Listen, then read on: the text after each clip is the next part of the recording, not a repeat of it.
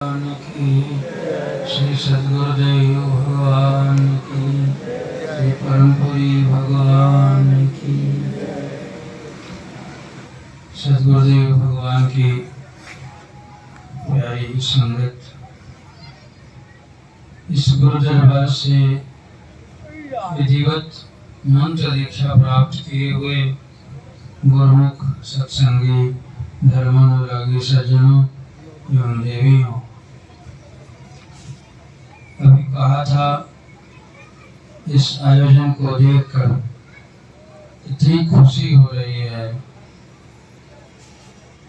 भगवान कहते हैं नारद को, क्या नारद, नाहं वसामि वैकुंठे योगिनां हृदयेन च मद्भक्ताः यत्र गायन्ति तत्र तिष्ठामि नारद। कहें क्या नारद, मैं वैकुंठ में नहीं बसता। वैकुंठ में लोग खोजने जाए तो वहां रहता ही नहीं होना। और योगी लोग शरीर सुखा सुखा के मुझे अपने हृदय में ध्यान करते हैं, उनके हृदय में भी नहीं रहता हूँ। बहुत मुश्किल है। भगवान का ध्यान करो तो तुरंत आए और गए, आए और गए। और अपनी भैंस की याद करो तो भैंस आ जाएगी, पत्नी की याद करो तो पत्नी आ जाएगी, पुत्र की याद करो तो आ जाएगा, गुरु की याद करो तो नहीं आएंगे। वे इस स्वरूप के ध्यान आकृति से परे हो गए। भगवान कहते हैं कि मेरे भक्त जहाँ इकट्ठे होके एक भाव से, अभी तुम्हारा एक ही दृष्टि है, सत्संग श्रवण करना है। स्वामी जी इतने दूर से आए हैं, उनका दर्शन करना।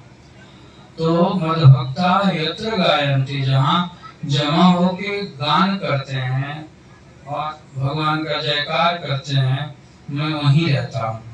तो भगवान इतर तत्र मतलब आसपास में कहीं घूम रहे हैं। और इसका परिचय देखो, दिन में लोग मुझे कह रहे थे कि आप जा तो रहे हैं, रांची का मौसम तो ऐसा है और उधर गर्मी मिलेगी, और देखो भगवान ने कृपा करके वर्षा कर दी। और बारिश भी वैसी वर्षा नहीं को भाग जाना पड़े, थोड़ा सा परिवेश ठंडा हो गया।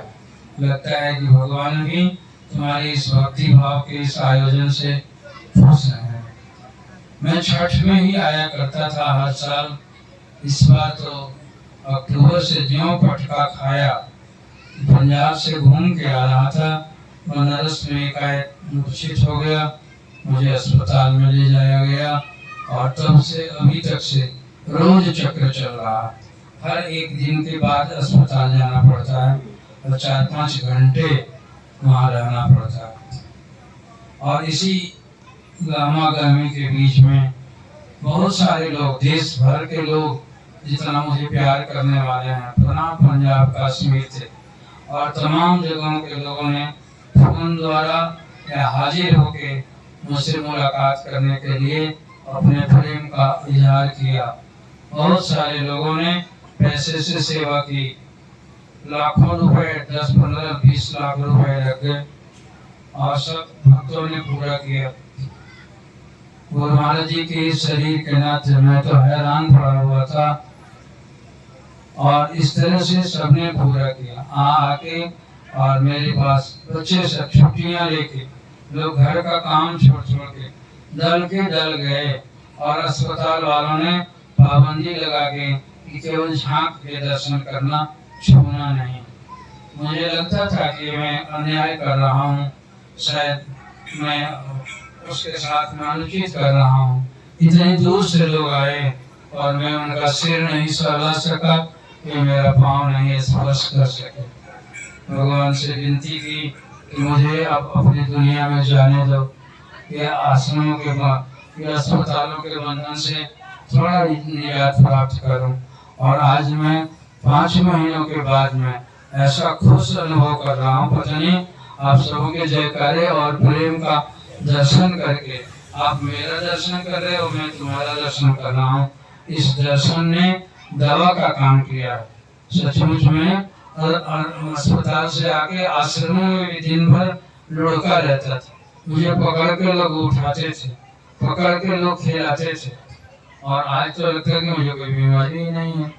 मैं खुश हो गया हूँ। और इस आयोजन के लिए ये हमारे महात्मा जी विमलानंद जी, जिन्हें मैं प्यार से विनय बाबू कहता हूँ, बच्चा था तब से मेरे पास है वो, तो बहुत प्रयास किया। और इस आश्रम का रौनक देख के, इसकी शोभा देख के मैं बहुत खुश हूँ। और ये केवल उनका ही नहीं, आप सबों के प्रेम और पुरुषार्थ का प्रतीक है। मैं प्रति रविवार को हर आयोजन पर खबर लेता था फोन से, तो पता चलता था कि बहुत सारे लोग इकट्ठा होकर भजन कीर्तन निमंत्रण करते हैं। और यही शक्ति, आपका आग्रह और आपकी पुकार मुझे खींच लाई है।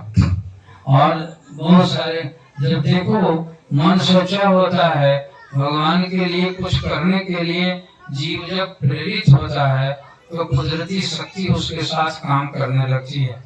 उसमें हमारा, तुम्हारा या किसी व्यक्ति का महत्व नहीं होता। देखो ये स्थान इतना सुंदर बनते जा रहा है, और ये दौड़ धूप के अपने पुरुषार्थ से, चाहे किसी मुखिया ने, किसी नेता ने या किसी भगत ने जो कुछ भी किया हो, तो ये मुखिया के अंदर में भी तो भगवान बैठा है, किसी नेता के अंदर में भी तो भगवान बैठा है। उसको भी तो वही प्रेरक सत्ता कराती है। और समय पर जब देखा कि इनकी पुकार सच्ची है, इनका अनुराग सच्चा है, तो किसी ने कोई मदद कर दी और किसी ने कुछ कर दिया। इस सब के लिए जो सहायता देने वाले हैं, उनके लिए भी मैं संत हूँ। मैं इस गुरुगद्दी की ओर से मैं उनके लिए हृदय से शुभकामना और आशीर्वाद देता हूँ कि उनका यश और उनकी कीर्ति इसी तरह से बढ़ता जाए, और इसी प्रकार के सत्कार्य में दान करने की उनकी प्रवृत्ति जागृत रहे। और महात्मा जी ने आपके सबों के प्रेम उत्साह से, ये सबका योगदान है, केवल एक व्यक्ति का नहीं। इतने लोग जो यहाँ आके कीर्तन करते हो, उस कीर्तन से परमात्मा में, गुरुदेव प्रभु कहे थे कि मंदिर या किसी देव कार्य के लिए संकल्प यदि करोगे और उसमें अपना अहंकार नहीं बनाओगे, तो कुदरत की कोई शक्ति, कोई अनजान आदमी, और वह जो सोचे भी नहीं होगा कि हमारे आश्रम में कभी आया है, देखा है, वो भी आके कुछ दे जाएगा। ऐसा देखा मैंने जीवन भर। तो इसी प्रकार के आयोजन करते रहे। ऊंची नीची परिस्थितियां आई, भगवान शंकर की स्थापना थी रांची में, और कुछ उपद्रवी तत्व अपने ही भीतर से फूट के ऐसे हो गए जो लोगों को मना करने लगे कि ये शिव जी की स्थापना के बहाने ये अपना पॉकेट भर रहा है, अपना पैसा ले रहा है, और वे लोगों को मना करते फिरे। तो गलत काम के लिए मना कर दो, नहीं मानेगा। शुभ काम में मना कर दो, अरे छोड़ो ये तो विवादास्पद है, इसलिए नहीं किया। तो बहुत सारे लोग, और भगवान शंकर की निष्ठा पूर्वक संकल्प करके हम लोग बैठ गए, 2-4-5 साधु। वो करते क्या भाई कि भगवान आप ही अपनी व्यवस्था करना। एक आदमी उस रांची का सबसे बड़ा धनी आदमी था, और वो गुजर रहा था चौक से, वहाँ ओम नमः शिवाय की ध्वनि हो रही थी, और उस ध्वनि में को सुन के वो आ गया। भगवान ने प्रेरित किया, हमने नहीं बुलाया, तुमने नहीं बुलाया। और वो अपने भी कोई बहुत धर्मात्मा नहीं था, दुनियादार आदमी था, वो थोड़ा पूंजीपति जरूर था। वो आ गया अंदर, और क्या हो रहा है यहाँ, शिव जी की स्थापना हो रही है और कीर्तन किया जा रहा है। वो आके बैठा, चाय पी उसने, और उसने कहा बाबा मेरी कुछ सेवा आप लगा लेंगे। कहें कि सेवा दे दीजिए, आप लगा दीजिए, आप बड़े आदमी हैं।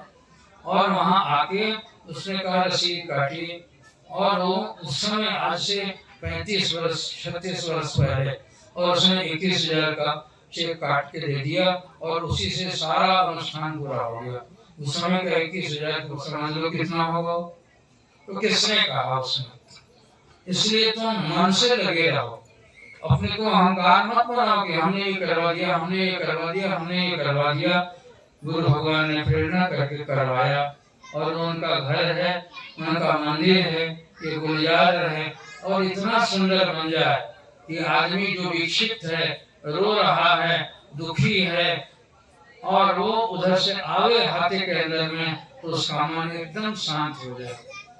यहाँ उपदेश देके कोई, जैसे अस्पताल में जाते हो तो वहाँ दवा पिलाई जाती है, और यहाँ की ध्वनि में ऐसा स्पंदन है, ऐसी पॉजिटिविटी है, ये ऐसा इसके अंदर में सकारात्मक भाव है कि उसके अंदर आओगे तुम्हारा मन शांत हो जाएगा, और यहाँ आके बहुत कुछ पुण्य लेके जाओगे।